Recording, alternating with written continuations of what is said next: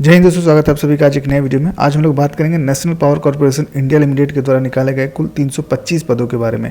इसमें जो क्वालिफिकेशन मांगा गया है वो बीटेक है। तो बीटेक अलग अलग सब्जेक्ट में देख सकते हैं, वो mechanical, chemical, electrical, electronics and instrumental, civil से भी रिलेटेड आपका बीटेक अगर डिग्री कर रखे हैं तो इस पोस्ट के लिए आवेदन दे सकते हैं। चलिए नोटिफिकेशन की ओर देखते हैं। तो ये आपका notification nuclear power corporation of India limited के द्वारा निकाला गया है, जो कि नोटिफिकेशन एक्चुअली वेबसाइट में भी हिंदी में ही अवेलेबल था, तो हम हिंदी में ही निकाले हैं। तो ये जो ऑनलाइन आवेदन का डेट है 11 अप्रैल 2023 से स्टार्ट है और आप 28 अप्रैल 2023 तक आवेदन दे सकते हैं। Total number of post already हम लोग बात कर चुके हैं, 325 पदों के लिए वैकेंसी निकाला गया, जिसमें रेगुलर 315 है और बैकलॉग जो वैकेंसी है वो 10, दोनों मिलाकर 325 पदों के लिए आवेदन मांगा गया है।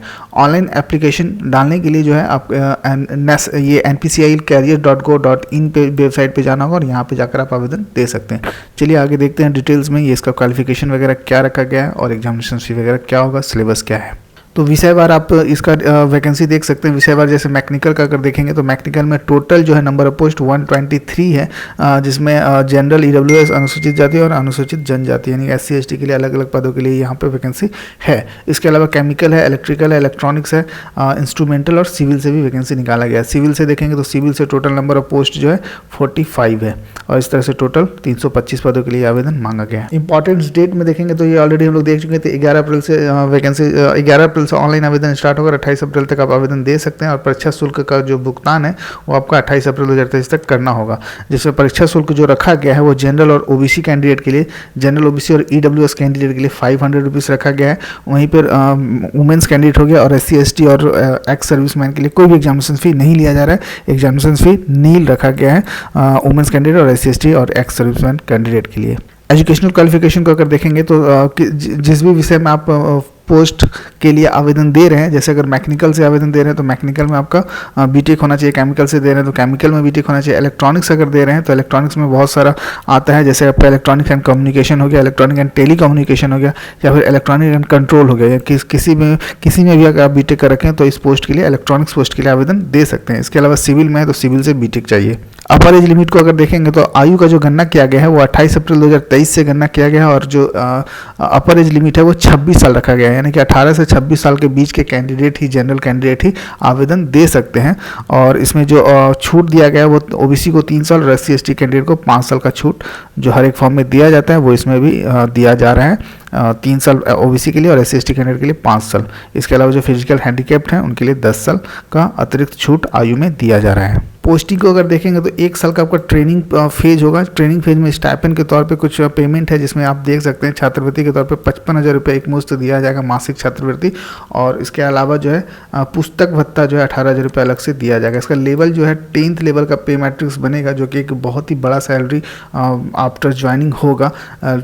लेवल 10 के स्तर का इसका पेमेंट बन रहा है और स्टार्टिंग पेमेंट जो आपका 1 साल का जो आपका ट्रेनिंग चलेगा, उस ट्रेनिंग के दौरान आपको 55,000 रुपये एक मुश्त छात्रवृत्ति के तौर पर दिया जाएगा। और इसके अलावा जो स्टडी मटेरियल जो भी होगा उसके लिए 18,000 रुपये अलग से आपका वो भत्ता दिया जाएगा। तो ये आपका 1 साल के लिए रहेगा और आफ्टर कंप्लीशन ऑफ आपका ट्रेनिंग कंप्लीट हो जाने के बाद जो है जो लेवल बनेगा आपका पे लेवल वो लेवल 10 का बनेगा, जिसमें 56,100 से इसका बेसिक होता है। और इसके अलावा यहाँ पे पहले से ही मेंशन कर रखा है, जो कि अभी DA वर्तमान में चल रहा है 42% 1/1/23 से, तो वो पहले से ही फॉर्म में मेंशन है कि 42% आपका DA दिया जाएगा। इसके अलावा जो भी भत्ता होता है वो HRA वगैरह हो गया या फिर TA वगैरह हो गया, वो सारा इंक्लूड रहेगा इस भत्ता में। चयन प्रक्रिया को अगर देखेंगे तो कोई भी एग्जामिनेशन नहीं लिया जा रहा है इसमें, डायरेक्ट जो है इंटरव्यू के, तो इंटरव्यू लेकर आपका चयन किया जाएगा, शॉर्टलिस्ट किया जाएगा 1:12 के फॉर्म में, यानी कि आपका जितना भी पोस्ट है उसका 12 गुना कैंडिडेट को शॉर्टलिस्ट किया जाएगा आपका मार्क्स बेसिस पे, जो कि मार्क्स होगा आपका वो जो गेट,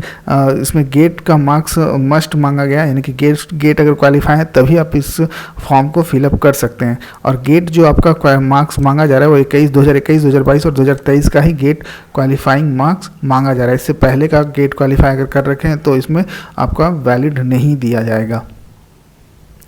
और इस मार्क्स को शॉर्टलिस्ट करके जो है 1:12 के अनुपात में जो आपका शॉर्टलिस्ट किया जाएगा और उसी को जो है इंटरव्यू के लिए कॉल किया जाएगा। फाइनल मेरिट लिस्ट जो बनाया जाएगा वो इंटरव्यू के आधार पे इसमें फाइनल मेरिट लिस्ट तैयार किया जाएगा, जिसमें आपका इसमें जो है आपका वेटिंग लिस्ट भी तैयार किया जाएगा। जो वेटिंग लिस्ट का जो वैलिड डेट दिया गया है वो 20 सितंबर 2023 आपका वेटिंग लिस्ट चलेगा। और जो इंटरव्यू का डेट है, इंटरव्यू का डेट भी इसमें मेंशन कर रखा है 5 जून से 17 जून के जो है आपका इंटरव्यू डेट टेंटेटिव है। इस तारीख को जो आपका इंटरव्यू हो सकता है। ये आपका एक प्रोसेस दिया हुआ है कि मार्क्स जो आपका दिया जाएगा किस बेसिस पे दिया जाएगा, यानी कि अगर आपका ये जो बनता है आपका CGPA मार्क्स है तो उस आधारित पे 10 बिंदु पे पैमाने पर एक मार्क्स तैयार किया जाएगा और उसी आधार पे जो 55% अगर अधिक अंक लाते हैं तो 5.9, इस तरह से अलग अलग बिंदु बार जो है आपका मार्क्स इसमें डिफाइन किया गया है।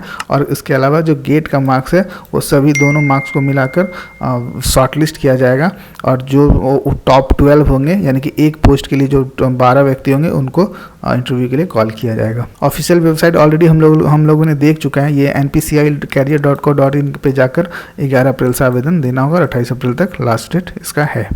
इंग्लिश में भी नोटिफिकेशन इसी एडवर्टीजमेंट के नीचे था, खैर कोई बात नहीं, हम लोगों ने देख लिया। हिंदी में सारे डिटेल्स वही इंग्लिश में यहाँ पे दिया हुआ है। तो ये आपका nuclear power corporation India limited के द्वारा निकाला गया टोटल 325 पदों के बारे में जानकारी था, जिसमें जो है गेट क्वालिफाई मस्ट मांगा गया है और जो गेट का स्कोर होगा वो 2021, 2022 और 2023 का ही होना चाहिए। इससे पहले का गेट का मार्क्स नहीं वैलिड किया जा रहा है इस फॉर्म के लिए।